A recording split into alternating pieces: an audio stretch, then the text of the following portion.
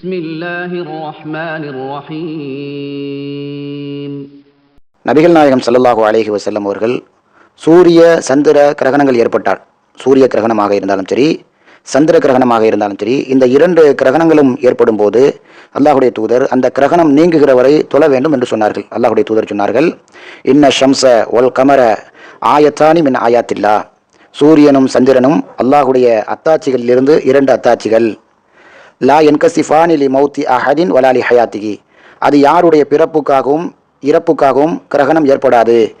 இதா ரஅய்துமூஹுமா ஃபஸல்லு, அந்த சூரிய சந்திர கிரகணங்களை நீங்கள் பார்த்தால் ஃபஸல்லு, நீங்கள் தொழுவுங்கள், தொழ வேண்டும் என்று சொன்னார்கள் ரசூலுல்லாஹ். எதுவரை தொழ வேண்டும் என்று சொன்னார்கள் என்றால், அல்லாஹ்வுடைய தூதர் சொல்றாங்க, அந்த சூரிய சந்திர கிரகணங்கள் நீங்குகின்ற வரை நீங்கள் தொழுங்கள் என்று நபிகள் நாயகம் ஸல்லல்லாஹு அலைஹி வஸல்லம் அவர்கள் சொன்ன செய்தி புகாரி, முஸ்லிம் என்ற ஆதாரபூர்வமான ஹதீஸ் கிதாபுகளிலே பார்க்க முடிகிறது.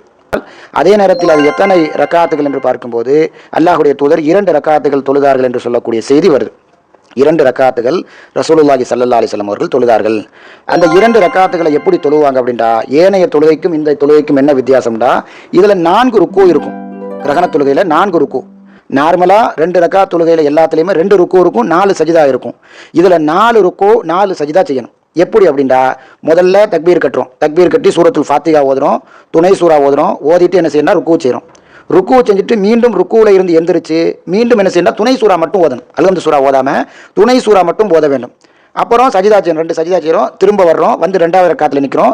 2வது ரக்காத்துல அல்ஹம்து சூராவும் துணை சூராவும் ஓத வேண்டும். அப்புறம் ருக்கு செய்யணும், ருக்குல இருந்து மீண்டும் எழுந்து என்ன செய்யணும், மீண்டும் துணை சூரா மட்டும் ஓத வேண்டும். இப்படியாக ஒரு 2 ரக்காத்துல 4 ருக்குவை செய்ய வேண்டும். இந்த 4 ருக்குலையும் என்ன செய்யணும்டா, இந்த 4 ருக்குலையுமே என்ன செய்யணும், அந்த 2 ருக்குக்கு இடையிலையும் நாம் என்ன செய்யணும், சூறாக்கள் ஓதிக்கொள்ள வேண்டும். இப்படி நபிகள் நாயகம் ஸல்லல்லாஹு அலைஹி வஸல்லம் அவங்க காட்டித்தராங்க. இந்த சூறாக்களை பொறுத்தவரை மிக நீண்ட சூறாக்களாக நீங்கள் ஓதிக்கொள்ள வேண்டும். சரியா, நீண்ட சூறாக்களாக எந்த அளவுக்குன்னா, அந்த கிரகணம் நீங்குகின்ற வரை உங்களுடைய தொழுகையில நீண்ட சூறாக்களாக ஓதிக்கொள்ள வேண்டும். இதுதான் கிரகண தொழுகையினுடைய முறை. அப்ப கிரகண தொழுகை என்பது 2 ரக்காத்.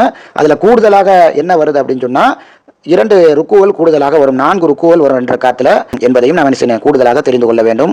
வல்லாஹு அஅலம்.